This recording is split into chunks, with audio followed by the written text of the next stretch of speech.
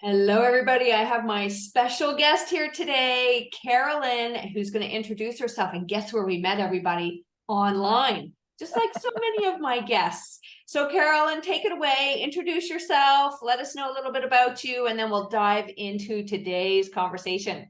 I love that opener. You know what? How the world has changed where we're all meeting people online. If I can, before I introduce, I actually was in a meeting the other day, a networking meeting, and all of these people were walking in, and we were just so excited and jumping up and down and clapping because we were all such wonderful friends online and we'd never met in person. Yes. Yes. So, yeah, thanks for having me here. I like to say, a woman's sort of wellness warrior, really. My business centers around health and wellness for women in general, especially women over 40, especially women around the menopausal years. Um, and I'm a health coach, certified health coach, life coach, personal trainer, yogi, pound pro, stress resilience. I've sort of got I try and have the whole package, NLP as well, practitioner, because I want to be able to cover as much as I can with the clients. Because as you know, it's never about the weight they want to lose. It's what's behind that. Yes. Yes. Yes. And that's a layer, right? So, Exactly. you and I refer to it as the same thing, like peeling the layer of the onion, Yeah. right? And so I know with my emotional eating, that it wasn't about the food was the drug I was using. And so with diets, we try to manipulate and control the food and everything we're taking into our body, and we can do that for a certain amount of time, but ultimately it's about feeling That's and right. building the skills of, That's right. okay, let's peel back the layer. So one of the things we're going to talk about today is stress. I think it's really, you know, a lot of people don't think they're stressed, right? But what I think has happened is that we're living in this world that we just kind of fluff it off and just be like, but this is, my new reality, right? When Yeah. I know myself, I lived with stress for so long, but I was the busy mother, the busy this, like I had to keep going. I was strong, I can do it all. And basically, I had like some panic attacks in my 20s. I had, anxiety related things going on in my 30s, and really didn't take the time to understand it and my nervous system and all of that kind of stuff. So why don't you dig in and just let us know, what is stress? I mean, there's so many different types of stress, and not all stress is bad, right? Oh, bang on, bang Yeah, on. there's And good and I'm bad stress. exactly. I'm really grateful. I'm so grateful, Tanya, that you've asked me to talk about this because, when it comes to, I think, especially women's health, for me anyway, with what I do, it typically centers around stress, sleep, strength, what they're eating, sugar, like all the S words I like to say. But, and stress is a big one. And really, at the end of the day, so much in life overlaps. And if we can get our stuff together with stress, then we benefit in so many different ways. So thank you. I'm jumping up and down on my chair, even though I'm not. I like to call stress, or if you're having a stressful day, which I will like re-explain that properly in a second. It's just one of those days. My coffee will need a coffee. That's sort of what a day like that. But you're right. There are different kinds of stress. I would like to go back to your point where you said people don't really think. I think you're right. I know when I put surveys out and I ask people, are they stressed? And I will get no across the board. People say no. And I'm not general when I talk about people, and I'm not generalizing everyone. It's just easier to say things that way. But when I then go deeper and start asking questions and getting a little bit more creative, the people that said no, they were not stressed, are all of a sudden they're not sleeping well in one of the questions, or they have skin issues, or they can't focus, whatever. There's many things that can happen, and it comes out in different ways. Well, you are stressed. People, not a lot of people, know what stress is. So to the people that say they're never stressed, and if there's anyone listening here, if I were to ask you the question now, are you stressed? If you say no, because we feel that I can't be stressed in this world, I can't show the world I'm stressed, which we'll talk about too. It really means if we're saying we're not stressed, we're honestly not living life to the fullest, because we need to be stressed. Stress has a reason. So yes, there is definitely good stress and bad stress. They're called de-stress and eustress. The good stress is eustress. Um, and when we think about it, we need both. And the people in life that actually they've been studies done, which I apologize for not being able to quote them right now. But if you get brain books, if you read The Upside of Stress is an amazing book. In that, there are studies that have been done that the people that say they have not been, they're never stressed, compared to the people that say, yeah, I have stressful days. The people that do have stress in their lives live longer than the people that say they don't. Because the people that don't, when you think about it, if you're not experiencing stress, it's because you're either not experiencing life or you're always pushing things away so that you don't feel it. And that is huge. Stress is actually about embracing it and learning to live despite the feelings. And the other point is, stress isn't the thing. It's not that I am stressed. It is, there was a stressful situation and it was actually how I reacted to it. And again, when people can connect it to that, there's a stress or a stressor, rather. And when we can connect how we're behaving to it. And I love something I read once, and it was about completing the circle. If you have an exam one day, for instance, and you feel your heart rate elevated and you're extremely nervous about this exam, it's finding ways to calm our system.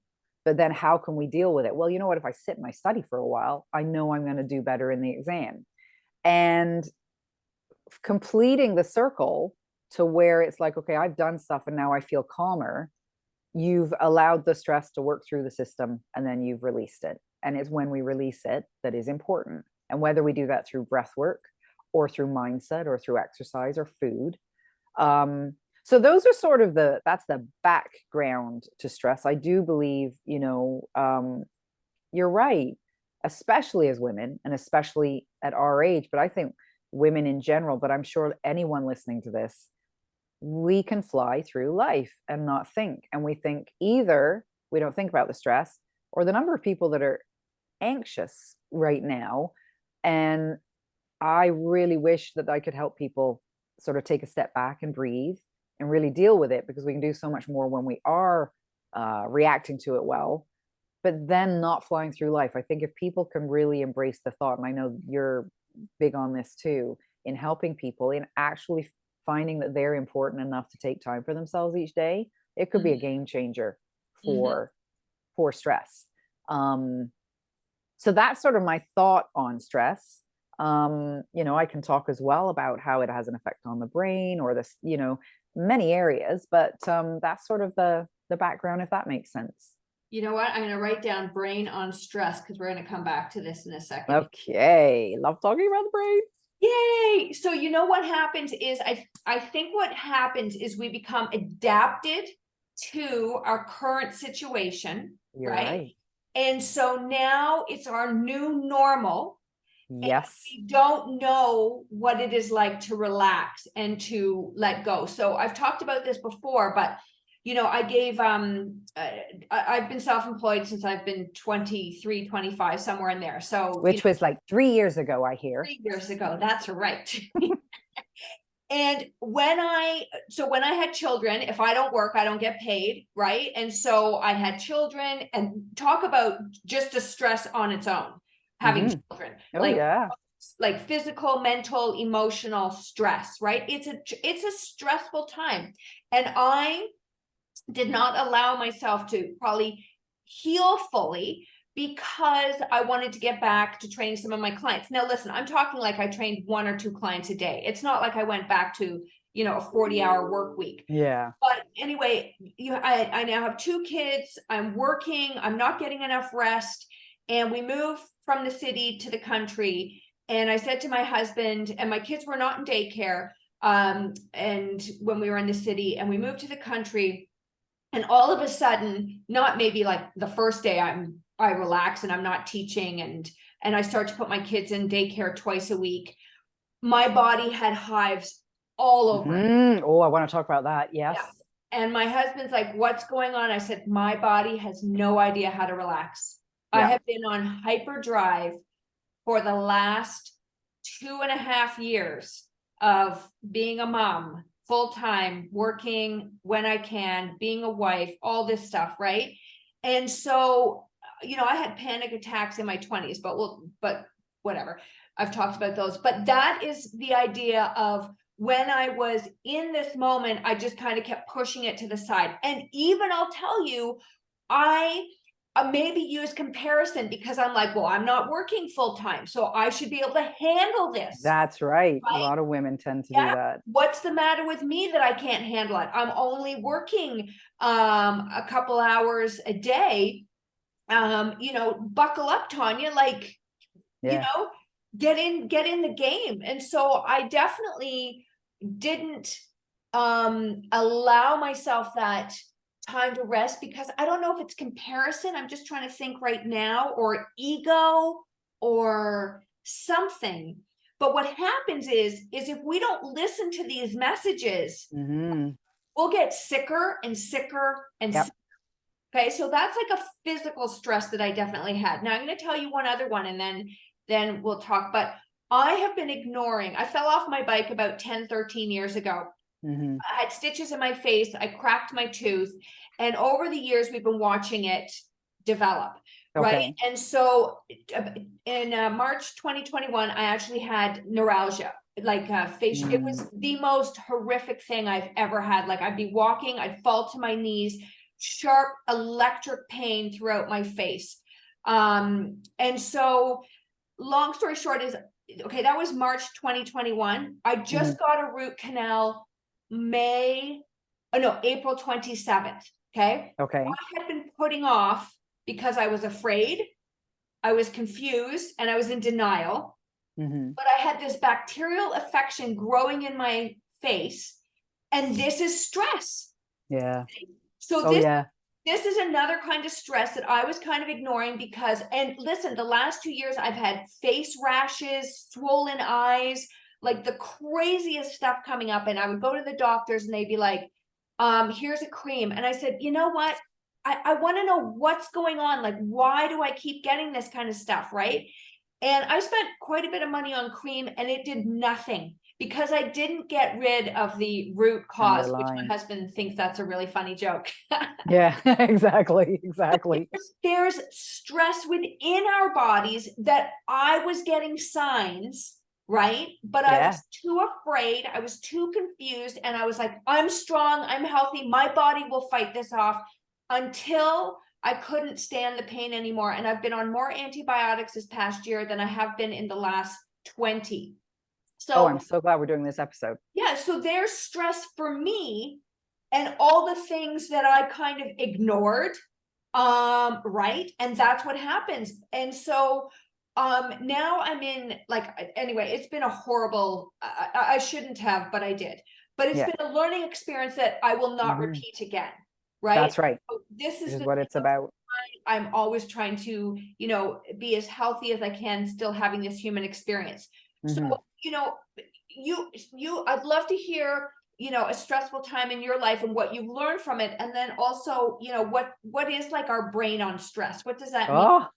Do you know what? This could be like a week-long episode. I love it. I'm absolutely, and honestly, this is what, I'm speaking to a big organization in the fall on just this, because they've got people in their organization that have lots of different roles on any given day, and each one causes them the feeling of stress. So, oh my gosh.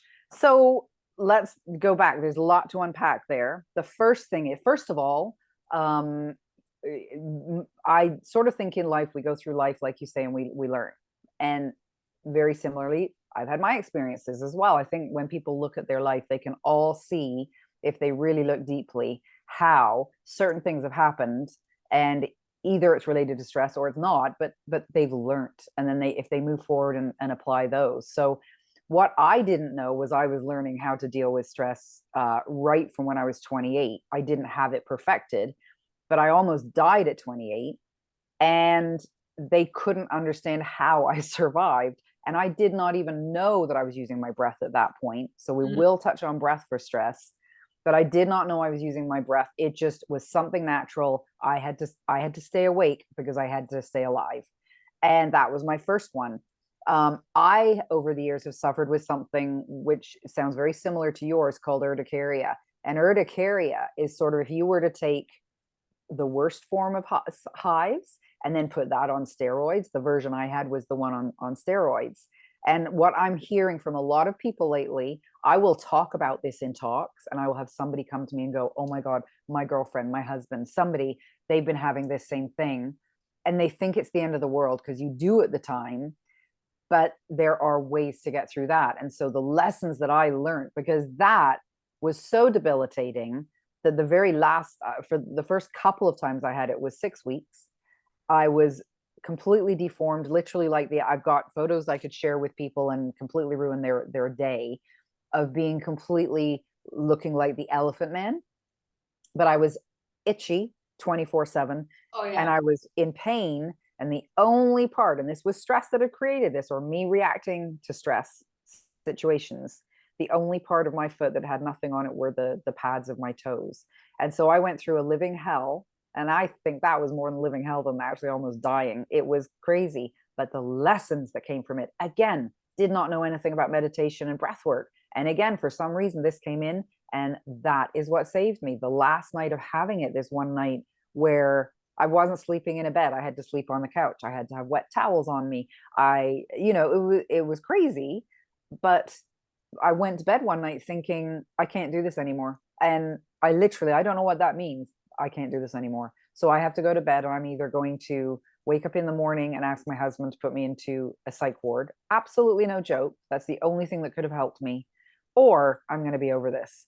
And I went to bed that night and I don't know where it came from, but I lay in bed and I imagined my nerves, that long stemmed flower. If you're a gardener, you might know what it's called. It's a long green stem with the flowers are like purple balls on the top, fluffy balls.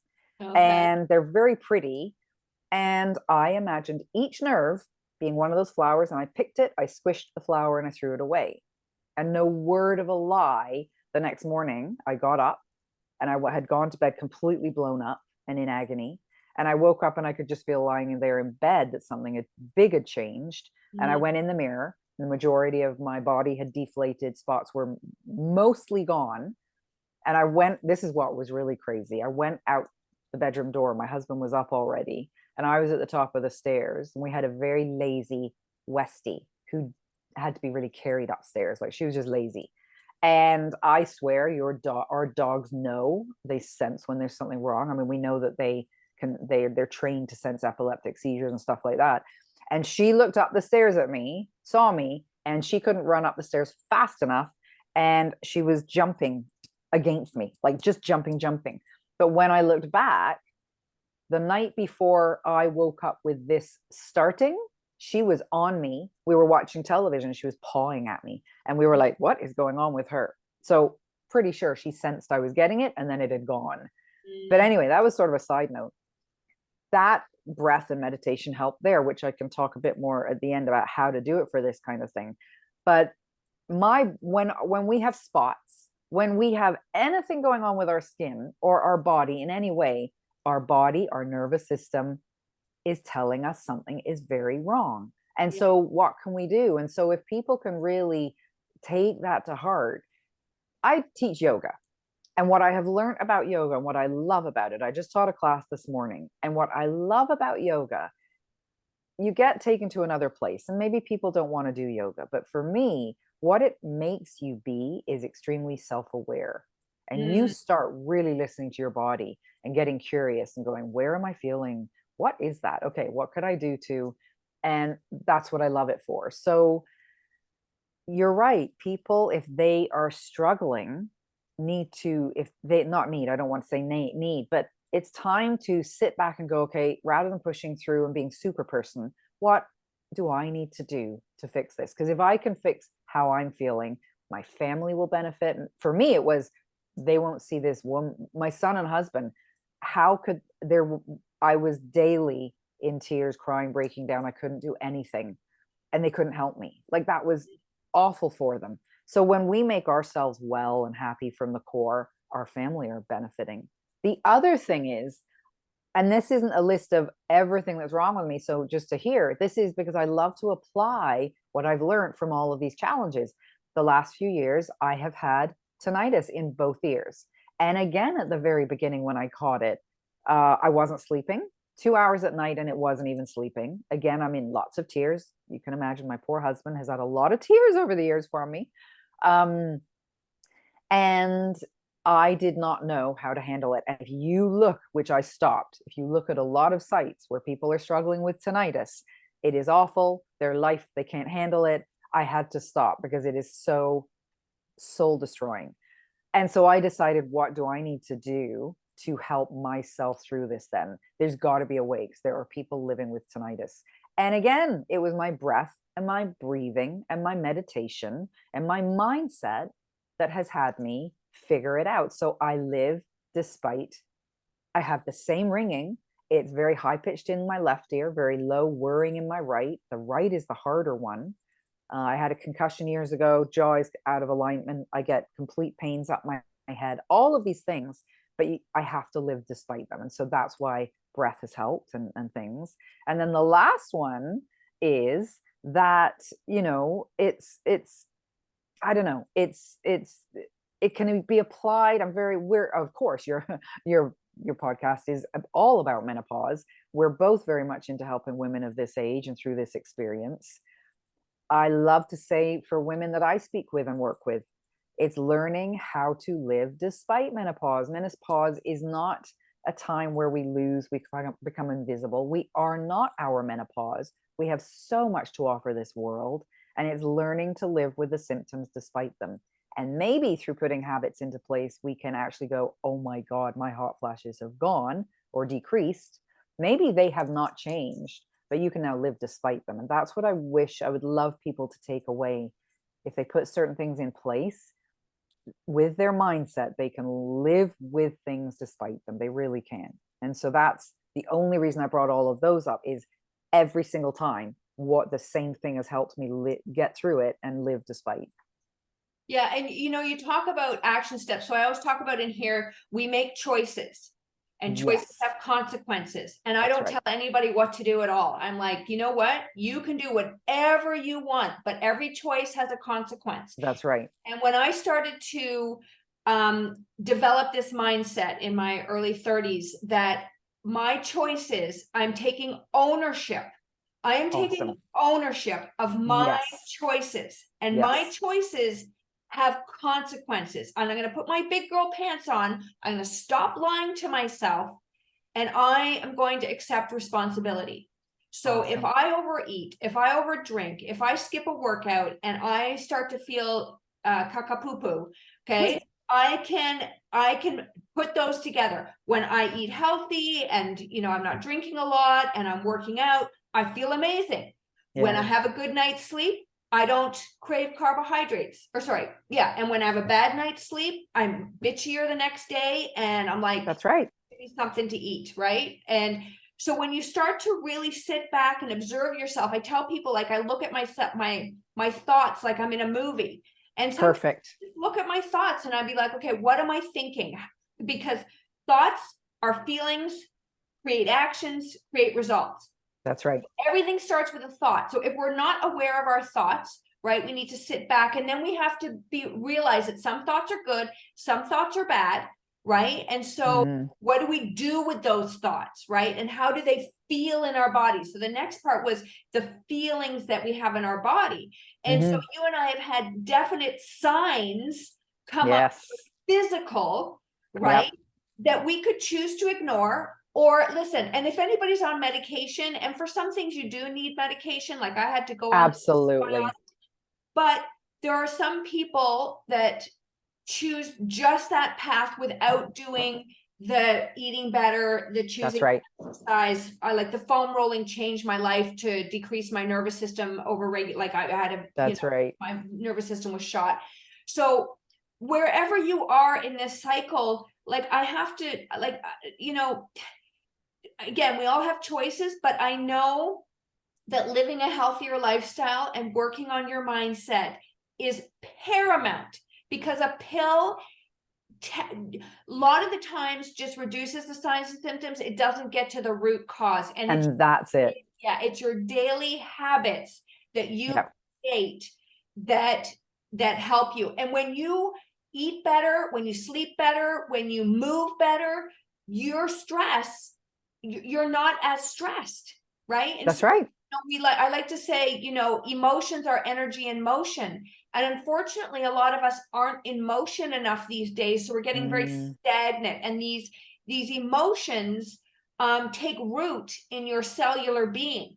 That's right. Right. And so we need to move them out, whether that's through talk, through humming, singing, being creative, moving your body, all of these things. So those are some of the things. Like foam rolling definitely helped me. Oh, it's amazing. Walking in nature, connecting to my breath, being more present minded, right? And also, I'm still, this root canal thing really, again, made me see some of the things that come up that may delay. And so I say, I was afraid. Like, I don't like going to the dentist. It's, I don't have the greatest teeth.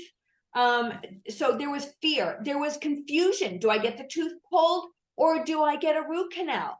And so I had to take time to process that. And then there was denial, right? Like, why is this happening to me? Why I should be healthy. I do healthy things. So, but now I understand those things, right? Because I took time to think about those things and really understand why I'm making certain choices. So it is definitely doing work. And when you are in this menopausal stage, which 35 to on and on and on and on, menopause typically happens around 51, but there's your premenopause, your postmenopause. That's right. You are, whatever you suppress, this is just my thoughts, and I've heard this from other people, but whatever you have suppressed in your life is popping up. That's right. It's true. Yeah. We can't ignore this anymore, because you don't get cancer overnight. You don't get Alzheimer's overnight. You don't get, they're a 10 to 20 year in the making. Right? And it doesn't mean that you can't change today. That's right. But you need to listen to your body. And if you're carrying more weight than your body can handle, that's a stress. It's a stress on your joints. It's a stress on your heart. It's a stress on your being, right? And so it's just really kind of, and it's a stress on the brain. So let's talk about the brain. And then I want to talk about examples of good stress. Okay, so let's talk about stress on the brain. And then.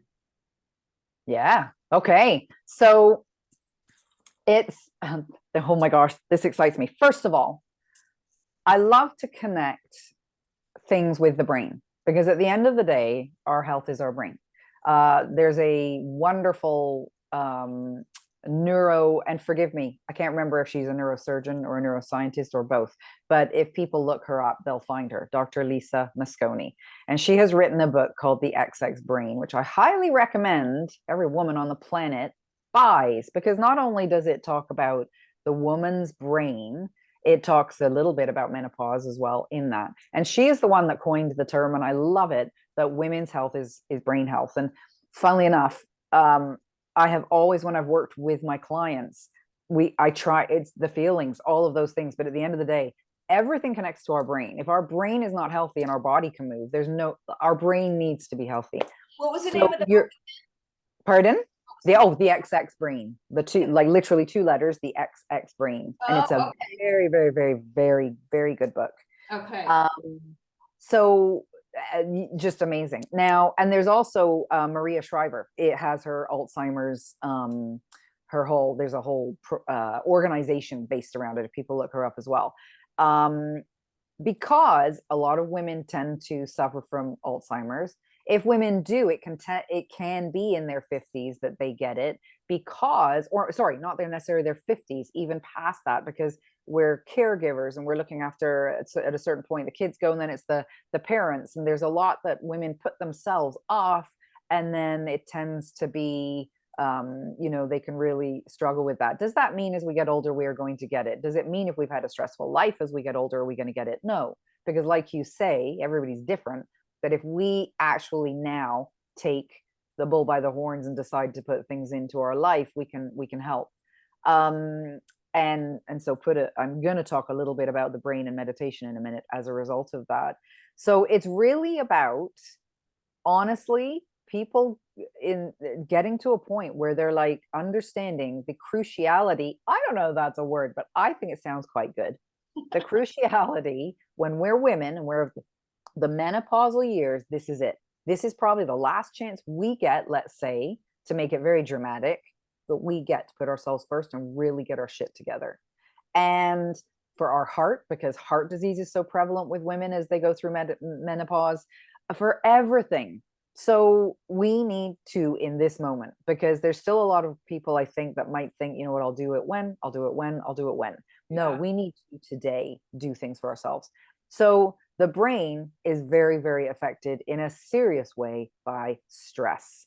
And whether that looks like in the end, just sort of, you know, foggy brain, whether it looks like dementia and cognitive issues, whether it goes to full-blown Alzheimer's. If people don't take their brain seriously now, you don't know where it's going to end up for you. You might be a lucky one and nothing happens, but it is time to do what we can. And we think of life as being fast and I need to work out all the time and do this, that, and the other. You and I are proponents of working out, but my God, we need it. We need time every day.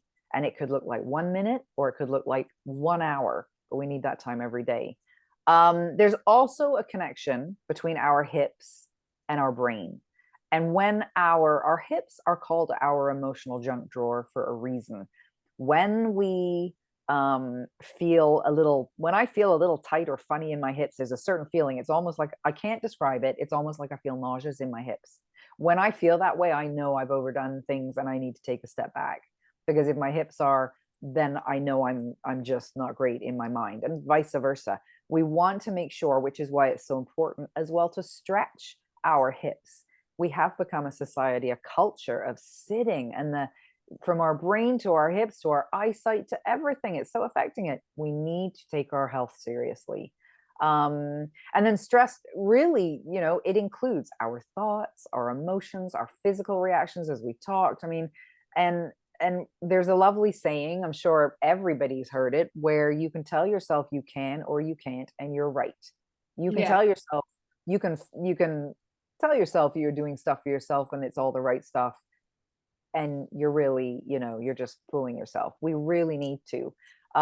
There's academic stress, there's professional stress, health stress, financial stress, social stress. There's so many different family stress. Exactly.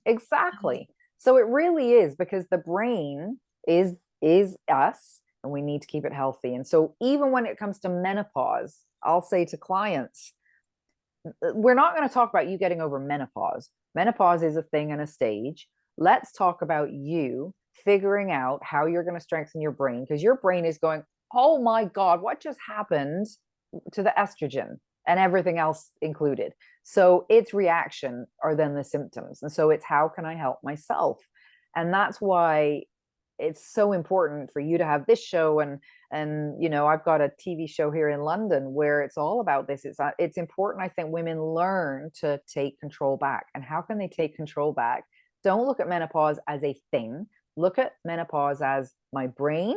What can I do to help my brain? Well, stress, exercise, food, blah, blah, blah, connection, all of those things. So that's sort of, as far as the brain is concerned, you know, meditation and breath work, I'll touch on those a little bit because they're to do with the brain. When we're able to calm our brain down, our brain then isn't sending out signals all over the body going, we need to do this, that, and the other. It can rest, it can relax when we don't have to think. Now, there is a difference for some people with doing breath work and meditation, because for some people, believe it or not, doing meditation actually revs their engine and stresses them in itself. I have to sit here and I have to not think and I have to be quiet.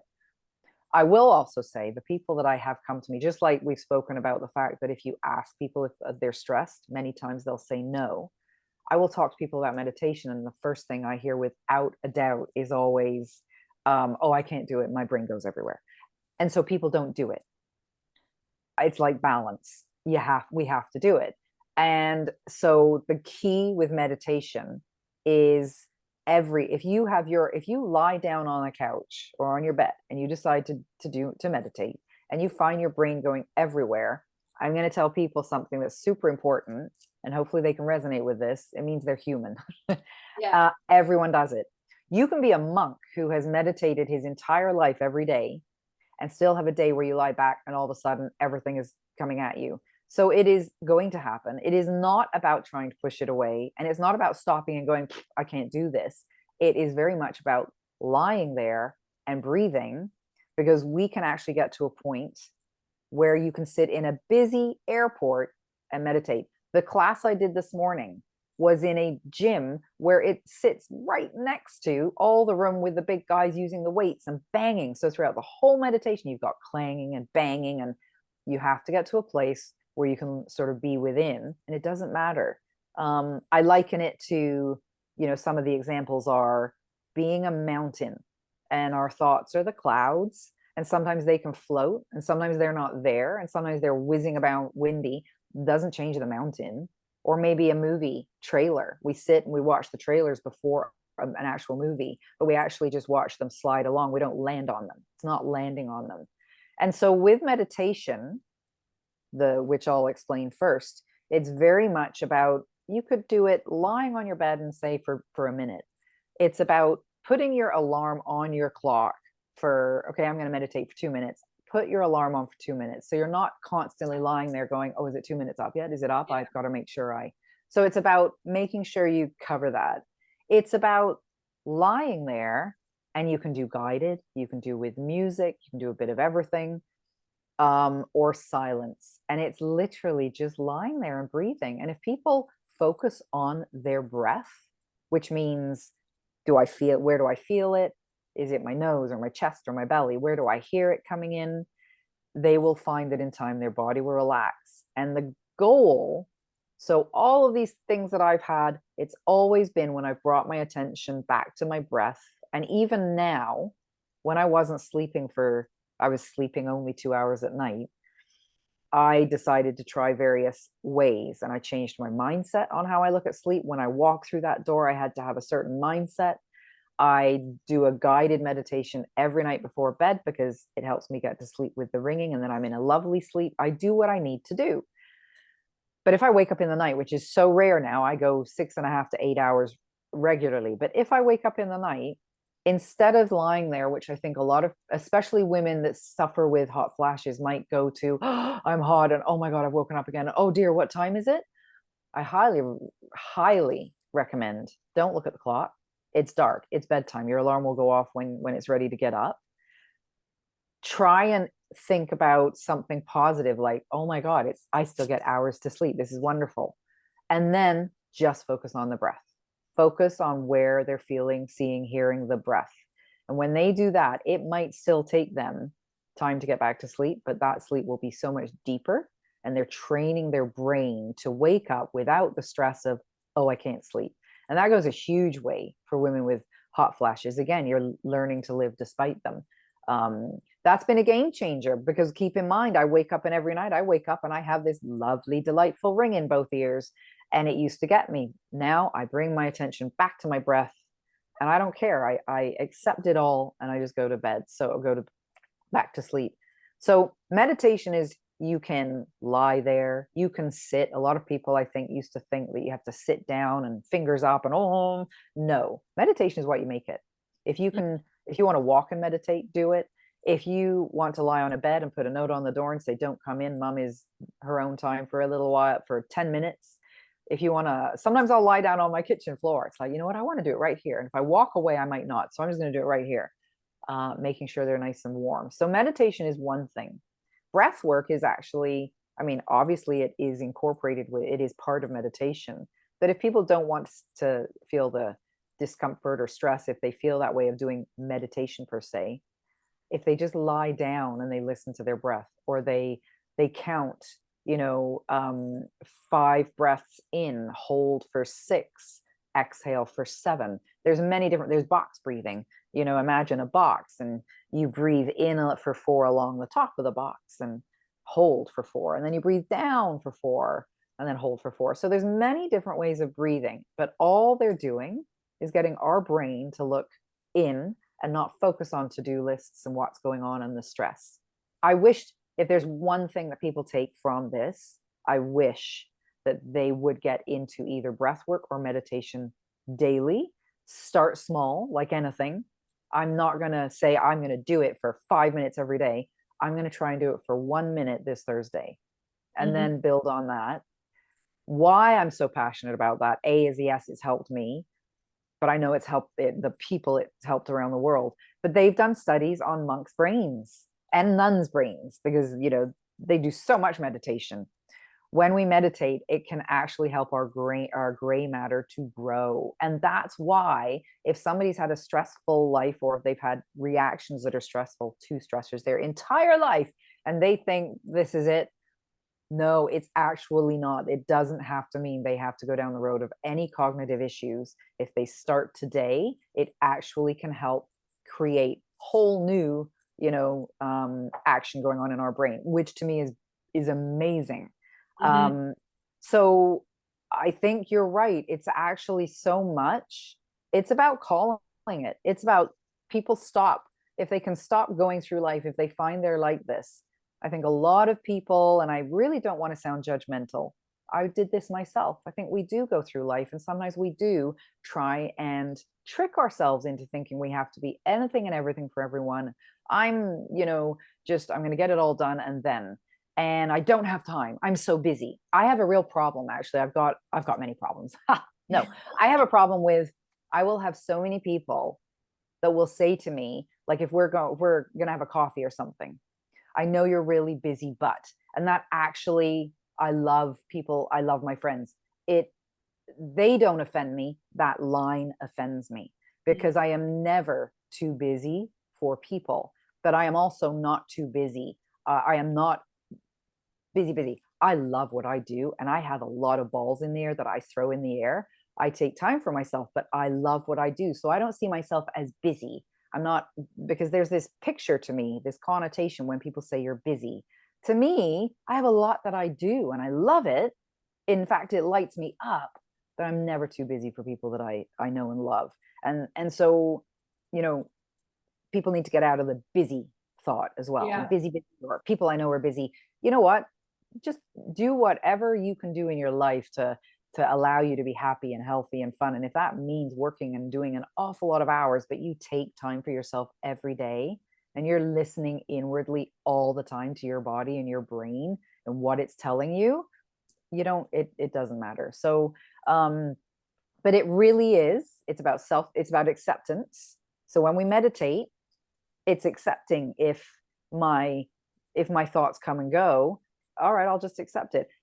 I have a bit of tension here in my I was going to say my elbow, I'm pointing to my shoulder. I have a bit of tension. Accept it. Do not, just notice it. Notice things. Don't land on them.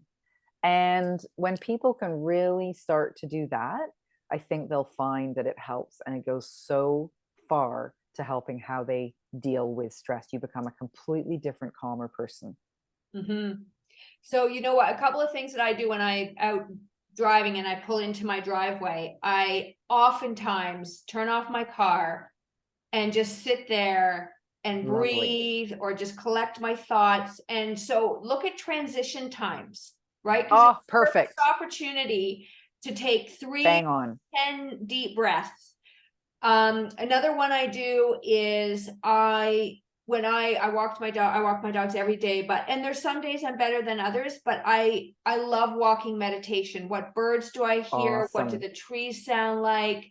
My footsteps on the ground. What are the buds are coming out on the trees? Yeah. Like, really present moment awareness. When you're in the shower, do you feel the water, or are you somewhere else? And so a lot of my meditation is like a transition moment, walking, shower, and I roll and I block, and I know now when my body is asking for me to relax. And sometimes I ignore it, or actually that's not true.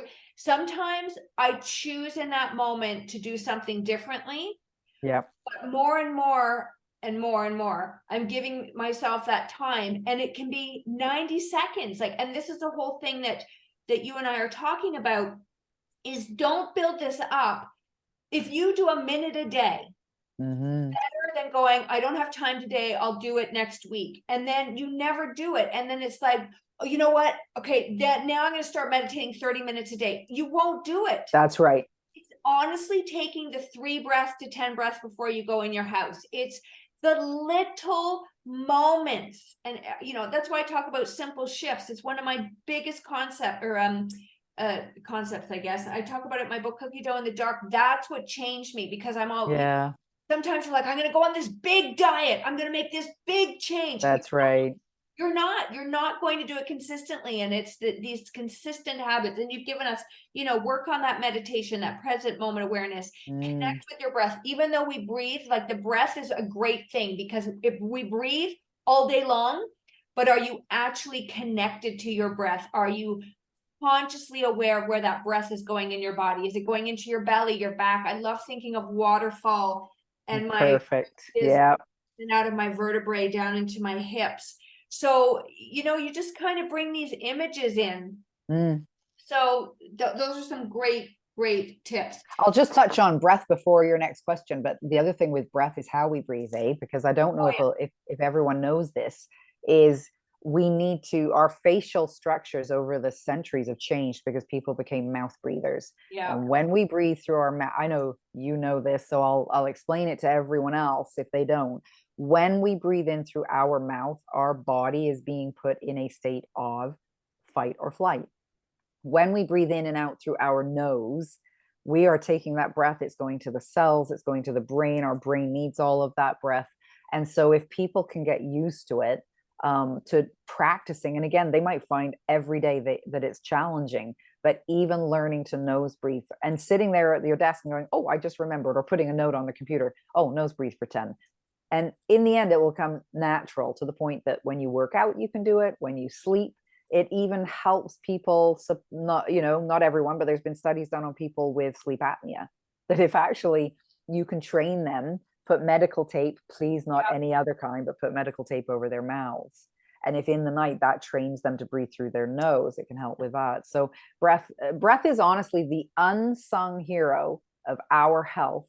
And I think if people could focus on breath, it would help their stress, which would help their life. You're right. It's about really cut the crap, listen to your body and admit what you're doing, admit what you're feeling, and then deal with everything and do something about it as well. It's very important. When you're feeling that anxious feeling, because I felt it many times in my life, notice that you're usually breathing through the mouth and very shallow. So that's right. You start to notice that feeling of anxiousness and you go, okay, breathe through my nose, down into my belly, hold and release, like slow that breath down. That's right. That moment right there to retrain your brain.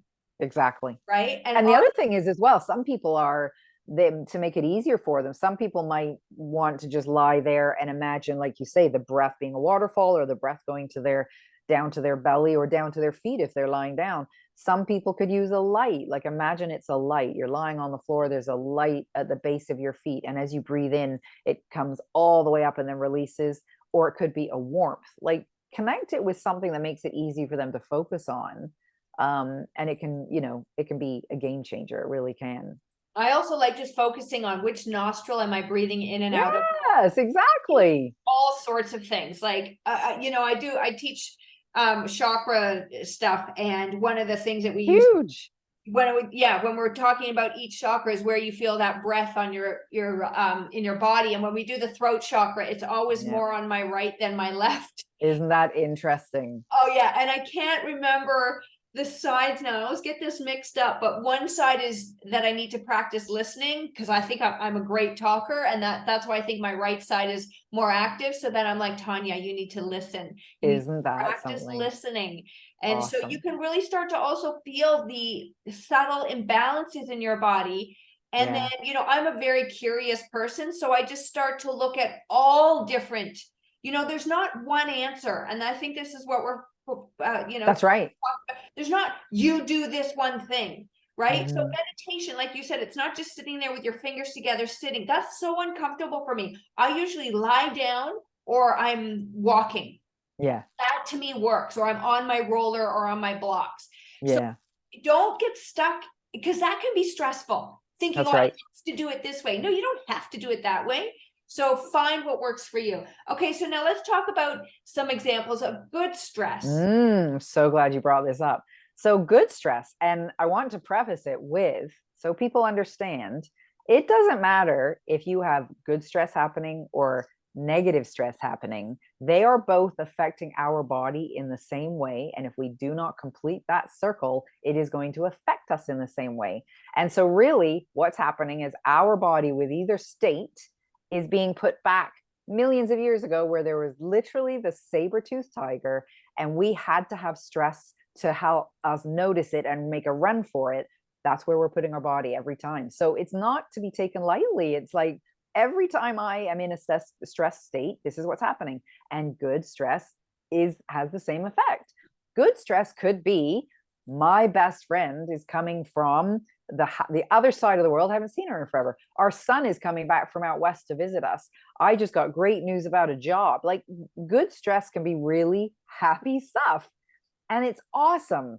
But then it is about taking the time to deal with that. And I loved your point about transitions. That's what it's all about, is taking that time to stop in between things, but have the fun. You know, when we laugh, laughter is so good for us. When we laugh, we're actually revving our system up, going into a state of stress.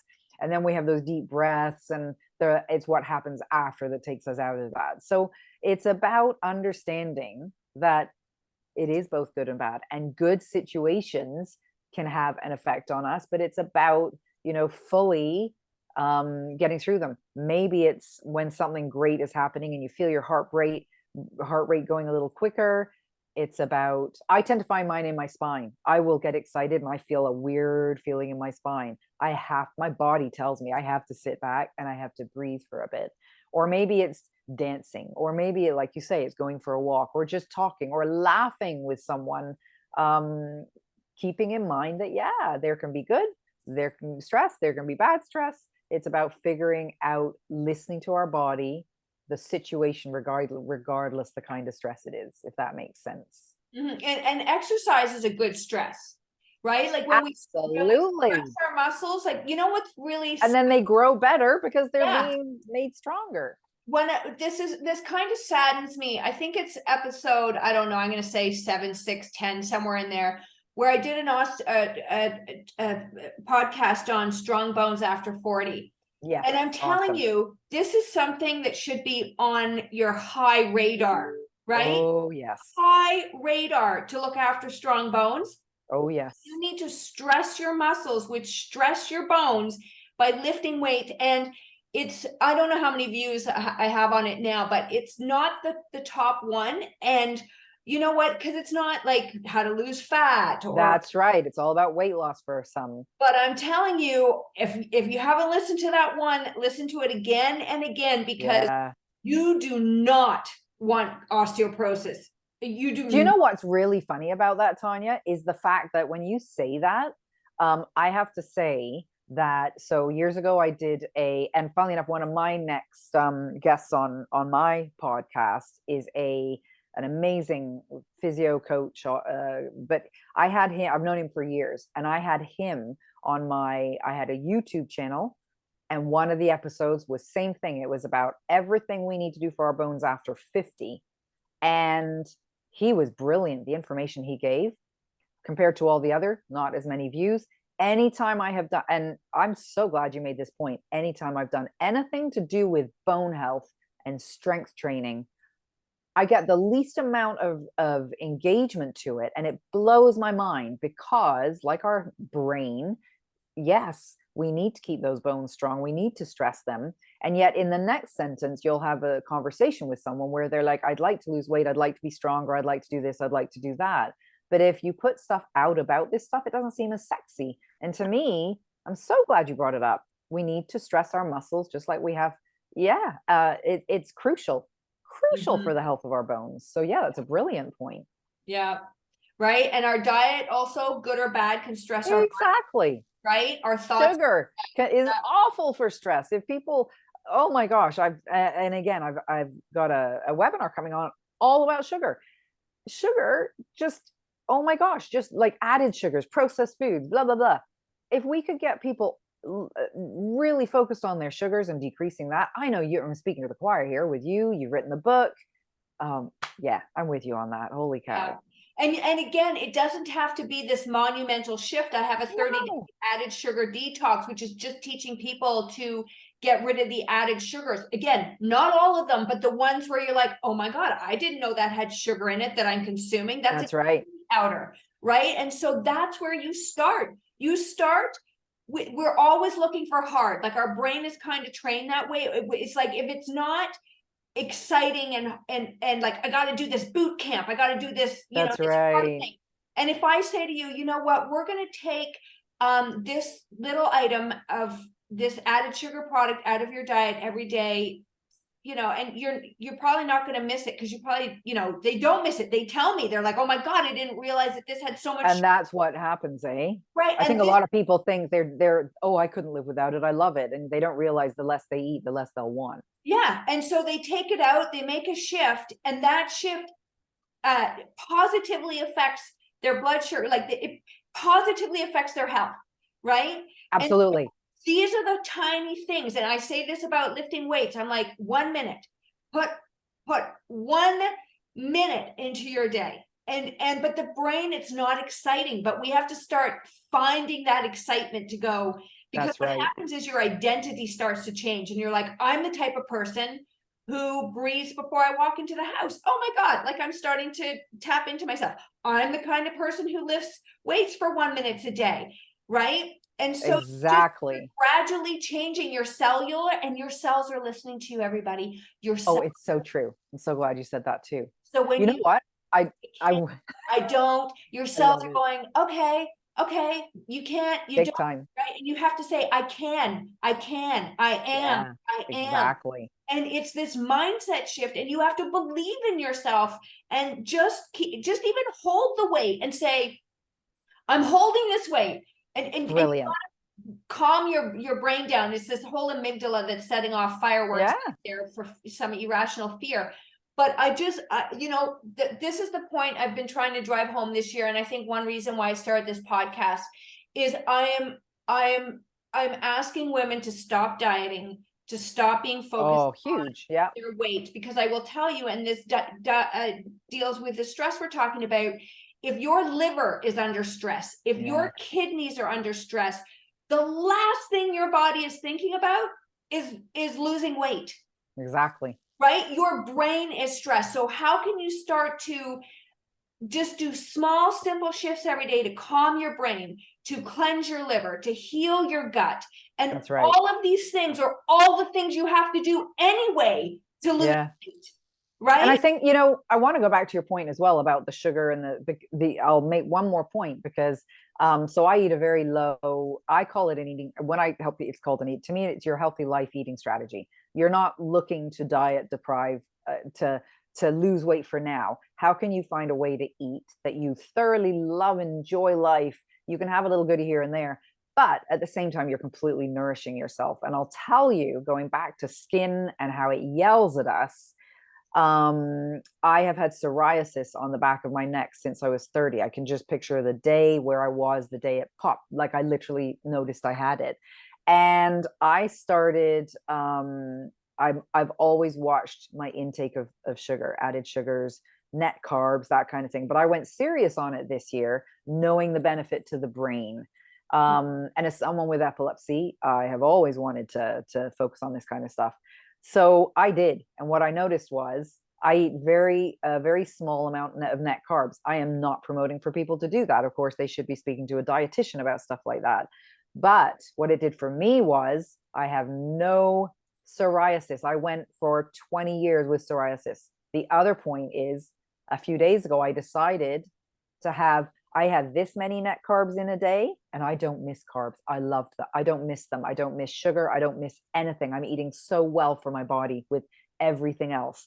But if I had, a tiny amount of net carbs, usually I went up a little bit this one day, and I turned to my husband and I'm like, I've got an itchy neck my whole day. When I went back to a certain level, gone. So again, if people could really, that little delight of having something sweet and the damage it can do to us. And if we can just bypass it, I think as well, and you know, a lot of people perhaps don't understand what sugars and carbs are. I know that's not what this is about, but if they could understand, it does help with stress as well. But I had a friend once years ago, she was visiting, we went to the grocery store, we walked down the cereal aisles, and don't get me started on cereals, but we were walking down the aisle and I made a comment to her about, oh, I just, you know, cereals, I wish people would, you know, focus on other things for breakfast. And she said, well, I give my girls cereal in the morning because I, you know, it's something they'll eat. Like, what do you mean? What's wrong with it? And I had to explain, you're starting your girls with sugar. First thing in the morning, off to school they go. They get into the centuries of people, or the last century, let's call it, where their blood sugar goes up, goes down. Oh, I'm hungry. What do you go for? Carbs. It goes up again, comes down a bit, not as much. I'm hungry. And it goes up in steps. When you're eating less sugar and a small amount of sugar, we know that things stay level. Boy, what it can do for the brain and for our stress and for our skin. It's endless. So I'm glad you're doing this episode. I hope people really embrace the importance of it and how good they could feel. Yeah. You know, any skin thing you have typically is going back to the gut, right? So That's if right. you join any skin programs that, you know, don't give you cream and stuff like that. But let me just tell you something. When you put cream on your face, that goes into your cells. It's a toxin. That's right. There you go. Right. So it's like, I just did some episodes on how to dissolve your cellulite. And one of the things I talk about is what you put on your skin, because your body has to process it. But anyway, a lot of skin issues are related to your gut. And listen, I also know it's not as easy. It is, and it's not as easy as saying, because I had that sugar addiction, I just did an episode why I ate 14 cookies. Yeah. And I am much, much, much, much, much, much better. I am so much better. And I can now not lie to myself about signs. So if something comes up, my ears burn, my feet itch, it affects my sleep. And I can go a long time with just minimal, but then sometimes, you know, shit happens. But what was I going to say about this? Is that, you know, and this is what my book's about, is that emotional connection. So we are puzzles. We are puzzles, and we have pieces to our puzzles, and we can't fix think of a puzzle. You don't put it together in a nanosecond. You put pieces into that puzzle, right? And that's what we are here. So it's like, you know, focus on one area of your health, or I don't even know how to say this properly, but or even one aspect of one area, like really chunk it down. Yes, right. And so, but just, I think what what my purpose of this puzzle piece thing is that it's a journey. Putting those pieces of the puzzle, it's finding where they fit in your body. It's trial and error. And I know so many of my women clients come to me and they're like, Tanya, tell me what to do. And I said, you know what? I'm going to give you some skills, some strategies, but you're different than I am. Yeah. So you have to find what works for you. But the thing that you and I both teach are these skills, are these strategies, are these, like, let's look beyond the number on a scale. Let's tap in. That's right. What is happening within you? How are you dealing with stress? How are you sleeping? How are you moving? How are you eating? How are you thinking? Right. And it's all of these things that, and they're also important. We really, it's a time in the world, I think, where we just could also benefit. So I don't want to tell people what they should and shouldn't do. It's just, I know we're passionate about this and we know it works, but I think it's a time in the world where, boy, we could so benefit if people really learned to go more inward and really acknowledge what they do to themselves if it's not great, and try and change that. And how can they put things in their life that make them happy and healthy? And I really think so much of what we do, we owe it, my goodness, we owe it to our next generation to not be messed up. And right now, if we're feeding them sugar first thing in the morning, if we are not teaching them how to relax, if we are allowing them, because it's easy to be on their screens day in and day out, because it's just so easy not to have to deal with them, we are not giving them the skills. And that's you could probably tell from my voice, that's an area with me. I'm so passionate. It's like, let's make sure we're being good role models for the next, for Well, the you know what? We'll have children. another podcast on that, I think. I think we should. Yeah, because we could go down a whole other thing. So what I just want to just end off, I'm going to say Okay. something and then you can say something and then where people can find you. But Yeah. I know from, I can't remember the guy's name, but it's tremoring. And Yeah. so when an animal feels stress, right, it's just been chased, you can watch this, look it up, just look up tremoring. Yeah.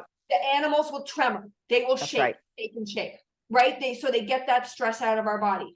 As humans, even as children, they'll do this. But as adults, we somehow, I don't know, can't cry, or we don't allow this That's expression to right. stress out of our body. And tears have stress hormones in them, which is Mm. fascinating.